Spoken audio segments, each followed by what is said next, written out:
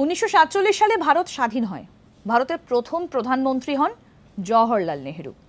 তারপরে ভারত অনেক প্রধানমন্ত্রী পেয়েছে, ইন্দিরা গান্ধী, রাজীব গান্ধী, তারপর আরও অনেক প্রধানমন্ত্রী পেয়েছে ভারত। বর্তমানে ভারতের প্রধানমন্ত্রী হচ্ছেন নরেন্দ্র মোদী। 2014 সালে তিনি প্রথম নির্বাচিত হন, তারপর 2019 এবং 2024 সালে দাঁড়িয়ে সামনে আরও একটা লোকসভা ভোট। বলতে পারেন নরেন্দ্র মোদী ভারতের কততম প্রধানমন্ত্রী, মানে নরেন্দ্র মোদীর আগে আরও কতজন প্রধানমন্ত্রী পেয়েছে দেশ, সেই জওহরলাল নেহেরুর আমল থেকে শুরু করে।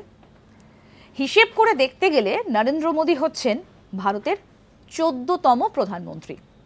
অর্থাৎ এখনো পর্যন্ত স্বাধীন হবার পর ভারত 14 জন প্রধানমন্ত্রীকে পেয়েছে।